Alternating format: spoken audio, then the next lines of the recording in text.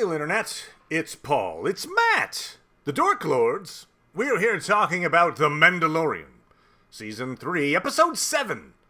The Spies. We open with Elia Kane wandering through the Blade Runner-inspired back streets of Coruscant, communicating with Moff Gideon about how the Mandalorians rescued Navarro from the pirates. Gideon then has a conference with the Shadow Council. They're the good guys, I'm sure. It's called the Shadow Council. They appear to be the leaders of the Proto-First Order. They're all currently in hiding, but they're meeting via hologram. We end with Paz Vizsla dying at the hands of the red-clad Praetorian guards, buying time for the rest of the Mandalorians to escape, with the exception of Din, who has been captured by Moff Gideon. So, Paul. Yes? What'd you think of Episode 7? Well, 7 again. I'm glad that things are happening, really. It's good that Moff Gideon is in, even though I don't necessarily buy how easy it was for him to sort of surprise them. Yes, there's some questions that we'll talk about that. I shouldn't say surprise them necessarily. Just the neatness to which he was already there. I don't know. I guess he did know that that's what they were going to do somehow. And, if it's true what people are saying about, the fact that, there's a spy that wasn't revealed in this show called The Spies. Right. Maybe that does explain spies, it. Plural. Yes. I enjoyed this episode as well. I think a 7 is appropriate. I think it's one of the better, if not the best episodes so far this season. But it's not like there are some issues with it. But yes, generally speaking, it was fun to watch. There were some really cool set pieces. As you say, the plot pushed forward, which is nice. We'll talk about The Spies, the title. Is it just a name without any meaning? They just said spy. We obviously see right off the bat, first person we see is Elia Kane. She's a spy. Yes. So she would certainly qualify as a spy. Correct. But it's not called The Spy. No. Is it the Shadow Council? That doesn't seem quite right either. Just because I don't think they're spies per se, as much as they're just like bad guy in hiding. Right. So people have been speculating saying that they think that the armor is the spy. I don't see it. Oh, okay. I'm calling BS on the armor being the spy. Seems rational to me. Okay. All right. I just feel like it would undo a lot of the whatever character we know about her from the first 3 seasons. If you were just like, by the way, it was all a sham. She's been okay. Well, that's convenient. I don't know. It just feels like the plot doesn't really show us that at all. She's been killing stormtroopers since season 1. She's been wearing this damn helmet all this time. She's been leading these people all this time. She's been secretly trying to screw them over. Maybe we missed maybe that's what they'll show us the next episode is that she's like, I think I'm going to go on vacation. And so she goes on a vacation and she encounters the Mandalorian who fought Bo-Katan, and she switched helmets and killed her and started to talk like her, and she never takes off her helmet, so everyone was fooled. You never know. Yeah, speaking of that, then she could take off the helmet suddenly, and it's Elia Kane. She killed the armorer back on Coruscant somehow. Yeah. And then it was like, oh, here I am. No, I don't see that, frankly. In fact, I've got other thought on the armor we'll talk about later. But I think that character has been so synonymous with the Mandalorians and their order. It would be a kind of a cheap just switcheroo to be like, oh yeah, by the way, it was all meaningless BS. She was a spy. So do you think is there a way for them to make that revelation and it work for you? Maybe it's like she always had good intentions right up until Bo-Katan became popular, and then because Bo-Katan is now going to look like she's the leader, it got somehow Moff Gideon or somebody communicated to her like, hey, we get it, you should be the leader, we'll have a way to screw Bo-Katan over. If you help us, then you can be the leader. Maybe, but I still Okay. All right. You know, I don't see it. Well, I think I hope that you're right, even though it just feels like well, I mean, I don't know. I guess I don't know enough about the lore to dispute what everybody is saying. So Right. Good point. It's like, okay, if that's the case, we'll see. I guess, yeah, if I had a choice, I guess I wouldn't want that to be the case. But in a way, it would make more sense of what we've seen to me. One of the big pieces of evidence supposedly is like, oh, she had spikes on her helmet, like, you know, when the when Darth Maul took over. Like, what? So she's secretly leading them astray while wearing these big spikes. I mean, come on. I mean, I don't know. I'm not. Boo to that.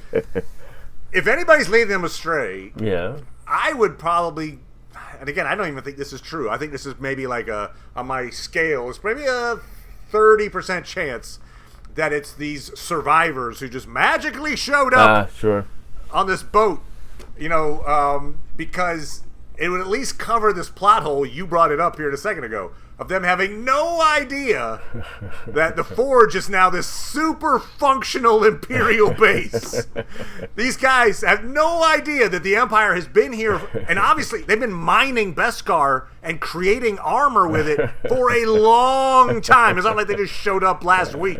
They've been here for a long time. Hey, you know where the Forge is? We know. Come and follow us. Oh, what? I mean, like, good Lord. They're either incredibly incompetent or they are the spies. Anyway, so okay, all right. That would make a little more sense to me. And the reason that they survived on the planet at all was because they made a deal with the Empire. The Empire's like, fine, you can sail on your little boats if you agree to be on our side. They're like, okay. Yeah, I like the fact, actually, that Gideon decked out his troopers with Beskar, because of course he would. I mean, I was like, oh, yeah, wait, there's this impenetrable metal that we now have control of the mining facilities? Yeah, why don't we just add that to our troopers? It makes perfect sense. So I'm to me, I mean, one criticism you often hear people level at things is, oh, they just did that to make a toy. And that never, felt like a great criticism to me. And yet, that's what I thought as I saw all these stormtroopers running around in Beskar. I'll tell you what, we'll talk about this a little later too, but I thought that when I saw Grogu in the mech suit. I do like, actually, while it's a new toy, I like Gideon looking more Darth Vader-y. You know, he's pretty much, he's Vadered out at this point. Sure, yeah.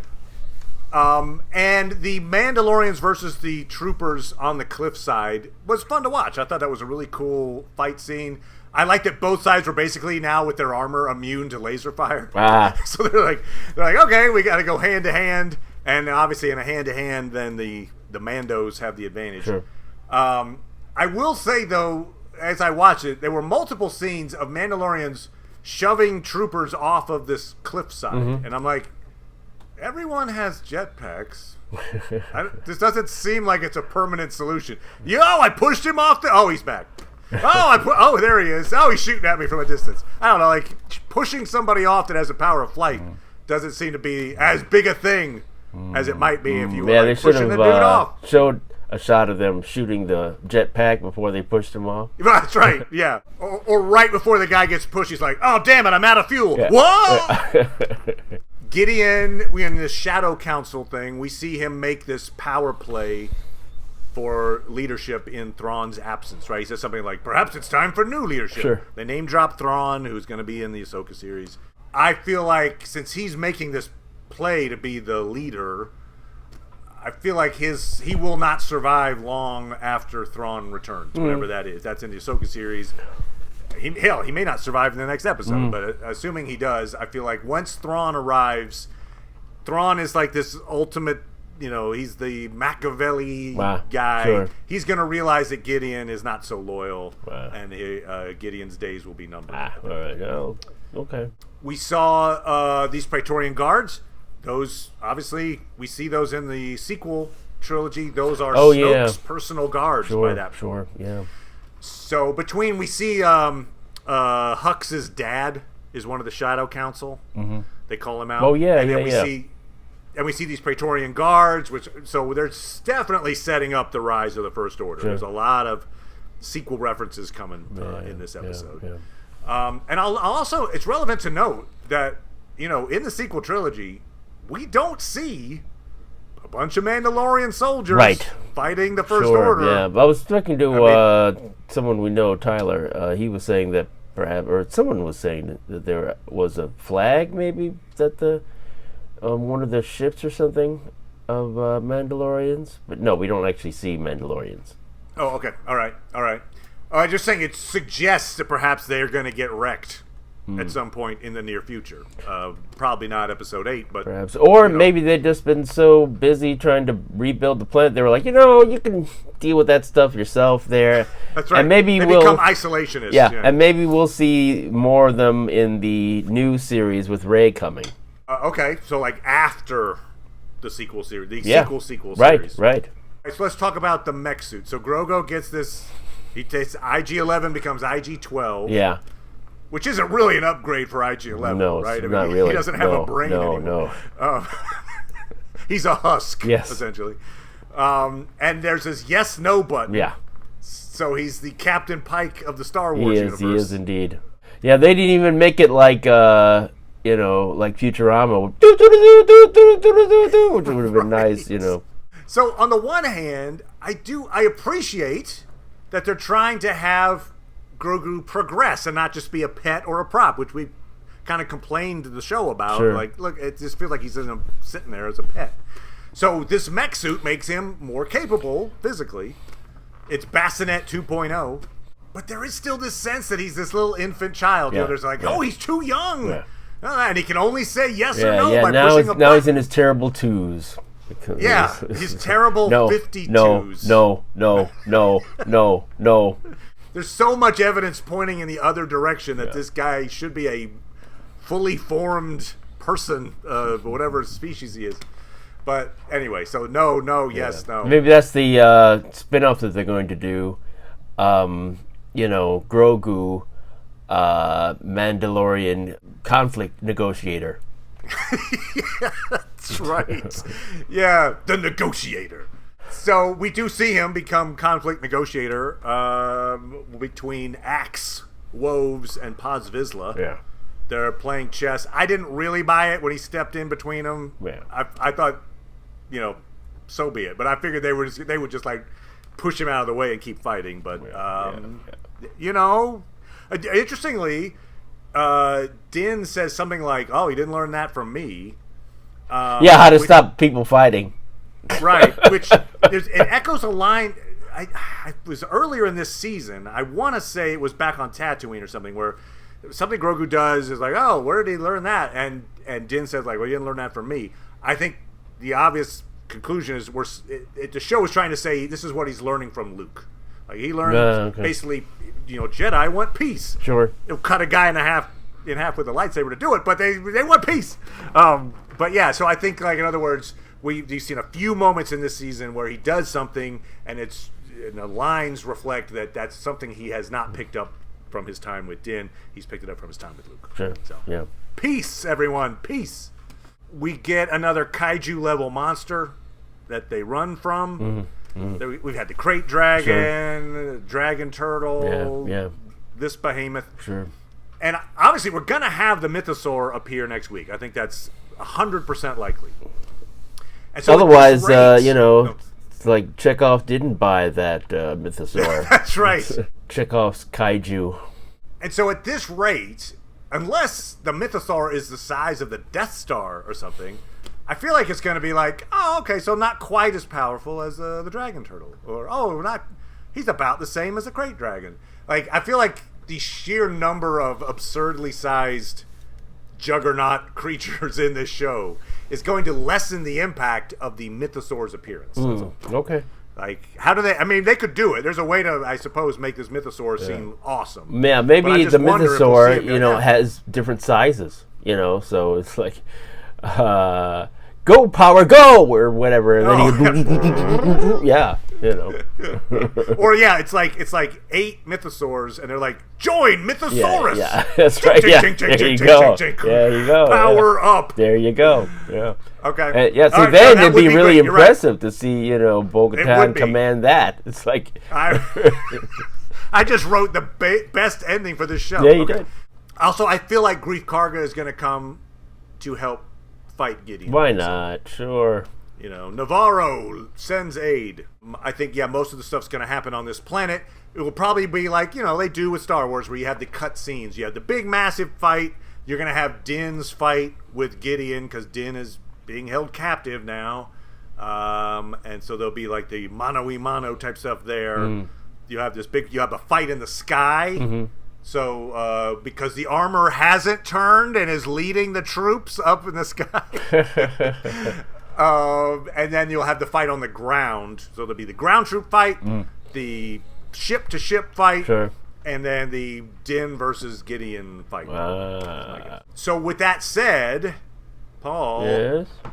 who I feel like the odds of somebody dying in this finale are high. You're the Matt. You met him. I'm going to go a little bold on this. Ooh. There are rumors, yes? and again, I'm not buying these rumors, but there are rumors that Mando dies. But I noticed that these rumors seem to be coming mostly from people connected to the show. There's a stuntman who gave this provocative tweet about, you're not going to enjoy this.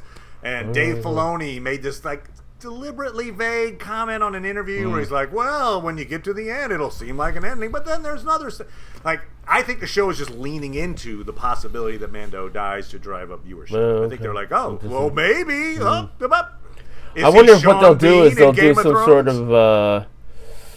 of flash forward where we see that he dies, because I think they would want to include him in whatever movie that Dave Filoni is making. So if he was going to die, flash forward in episode 8 that they would like show some future event. Yeah. Okay. I'm gonna say no on that. Okay. But okay, that's you're going with the Mando dies, but not in this moment. Right. We're gonna see him die in the episode, but not in the events that occur on Mandalorian. I mean, if he was going to die, that's how I could see it happening. I don't think he's going to die. I think they're going to put him in whatever movies they make.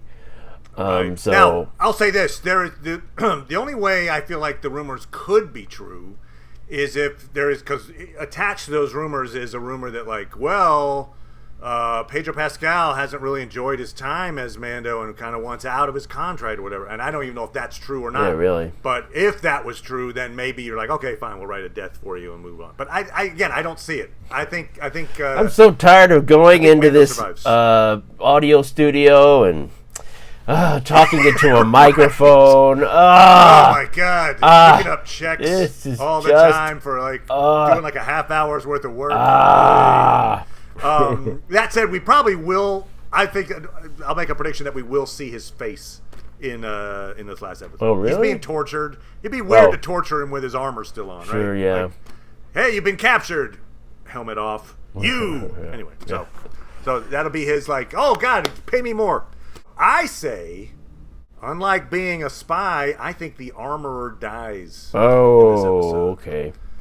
The mentor figure passing away so that the hero, in this case, it's either Din or Bo or both, or whatever, can rise. Right? So I think armor sacrifices herself. But yes. Here's where it gets even like, Matt's putting a whole bunch of rep on the line.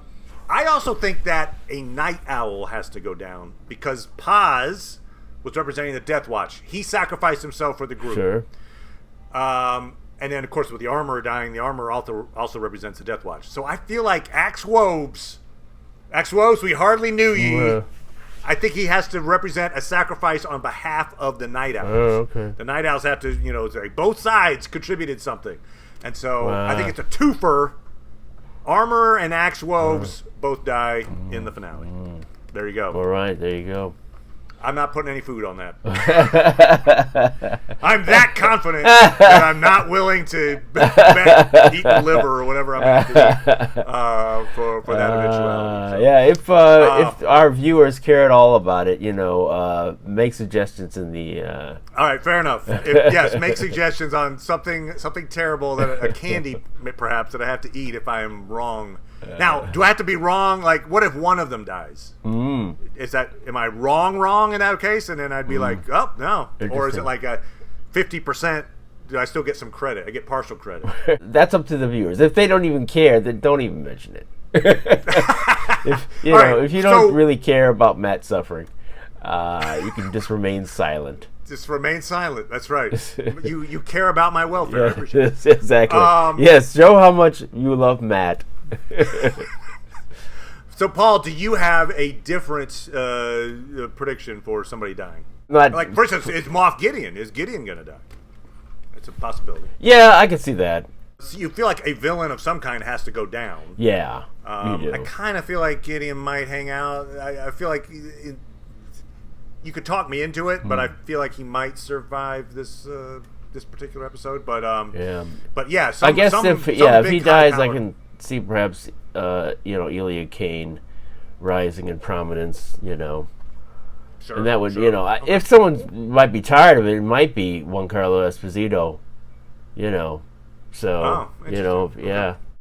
He only has to show up for like 1.5 episodes per season. It'd certainly be dramatic if Bo-Katan killed him. It would. So it would. So with the dark saber. Yeah.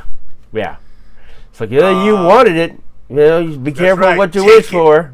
That's right. Here, you be the leader. From the grave.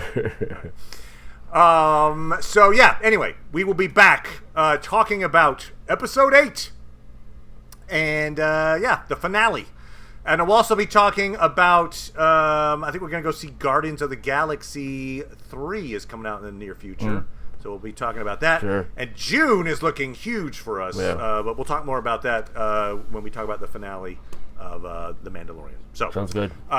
Thank you as always, Paul. Certainly, appreciate it, good sir. No problem. And we'll talk to everybody next time. Bye.